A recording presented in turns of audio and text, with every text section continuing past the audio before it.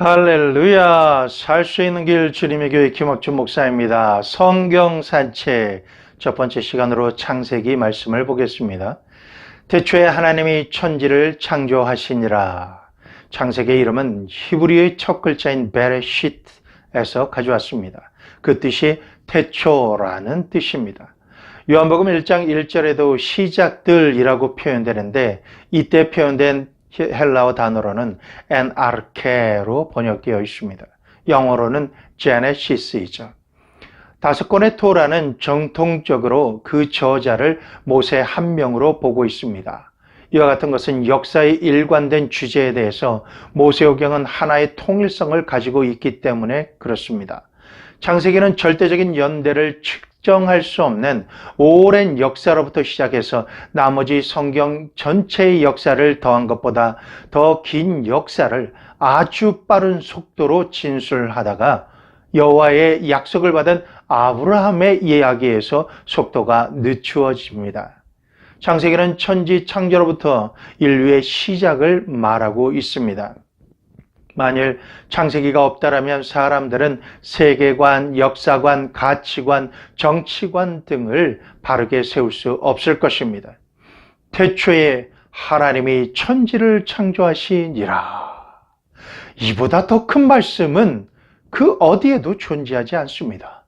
이것으로 세상과 인류의 시작에 대한 모든 것이 아주 명확하게 기술되어 있습니다.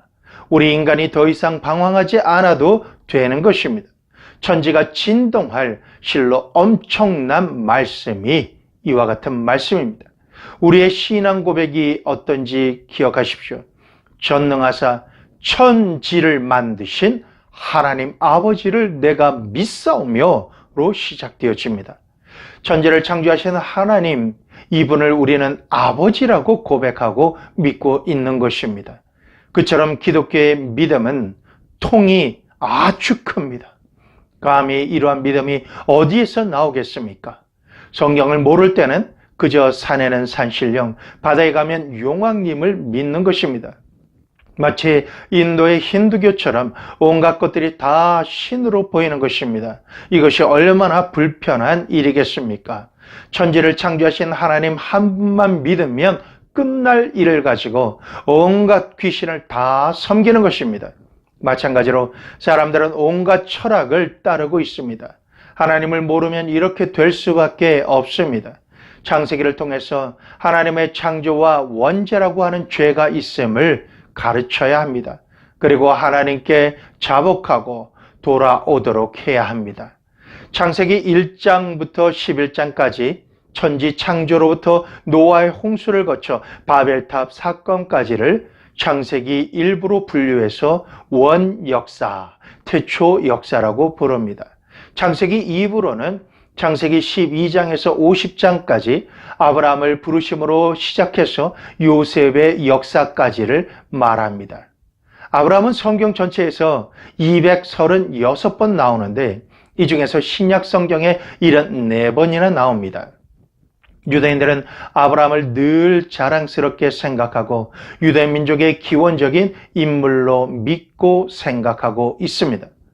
예수님은 요한복음 8장 38절 39절에서 나는 내 아버지에게서 본 것을 말하고 너희는 너희 아비에게서 들은 것을 행하느니라 라고 말씀하시자 유대인들이 예수님께 대답하여 이르되 우리 아버지는 아브라함이라 하니 예수께서 이르시되 너희가 아브라함의 자손이면 아브라함이 행한 일들을 할 것이거늘 이라고 말씀하십니다. 아브라함을 자랑만 하지 말고 아브라함처럼 살라라는 것입니다. 이 말씀은 오늘날 우리에게도 하나님께서 주시는 말씀입니다. 성경에서 예수님 말고 제일 중요한 인물이 있다면 아브라함입니다. 아브라함은 창세기 12장부터 베드로서까지 기록된 인물입니다. 신약 성경 사복음서, 사도행전, 로마서, 갈라디아서, 히브리서, 야고보서, 베드로전서까지 신약성경 10권에 기록되어 있는 중요한 인물입니다. 그것은 그가 하나님 앞에서 하나님 말씀에 순종하며 믿음으로 행하고 살았기 때문인 것입니다. 창세기 1장에서 36장까지의 핵심은 성경 전체의 주요 내용인 아브라함과의 언약을 다룹니다. 이 언약은 예수 그리스도 안에서 새 언약으로 온전하게 성취되면서 신약까지 이어지고 있는 것입니다. 이 사실은 하나님께서 언약을 온전히 이루시는 분이시다라는 것을 우리에게 주지시켜 주시는 사실입니다. 창세기 1장에 나오는 창조는 모든 역사의 기초가 됩니다. 그리고 에덴 동산은 인류가 죄로 말미암아 잃어버린 모든 것, 그리고 현재 우리가 가야 할 곳, 그리고 갈망하며 모든 것이 있는 그곳을 나타냅니다. 이런 창조의 기록은 요한계시록 21장, 22장의 지향점이 됩니다. 요한계시록은 최초 창조 때의 모습을 회복하고 있습니다. 창세기의 원시복음은 예수 그리스도의 십자가의 승리로 바벨탑 사건은 오순절의 역사로 말미암아 온전히 회복이 되었습니다. 이처럼 창세기를 가르치지 않으면 무신론, 유물론, 진화론, 공산주의, 이신론, 경험주의와 같은 인간의 온갖 악하고 더러운 사상이 들어오게 됩니다. 우리는 창세기를 통해서 만물의 기원과 죄와 그 죄를 짓는 죄의 길인 죄악을 알게 합니다. 그리고 하나님의 사랑으로 시작된 구속의 역사, 구원의 역사를 알게 하는 것이죠. 죄를 용서받고 하나님과의 관계를 회복하는 유일한 속죄의 길과 방법을 알게 합니다. 우리의 믿음을 바로 세우는 길이 창세기를 믿고 가르치는 일입니다.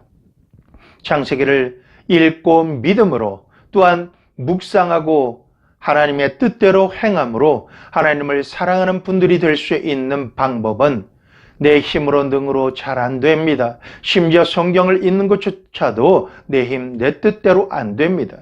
여러분, 온전히 성령 하나님이 초청받으셔야 되고 우리의 삶 가운데 운행되셔야만 하는 것입니다. 성령 하나님께서 여러분과 여러분의 삶의 모든 부분에 운행하시도록 여러분 환영하십시오. 초청하십시오. 모셔드리십시오. 모든 일에 결단하는 그 일의 주권을 하나님께, 주님께, 성령 하나님께 드리시고 따르시기를 부탁드립니다. 성령 하나님의 임재와 역사하심이 하나님만을 갈망하시는 여러분 위에와 여러분 가족과 여러분의 생업 가운데 함께 하시기를 우리 주 예수 그리스도의 이름으로 축복합니다.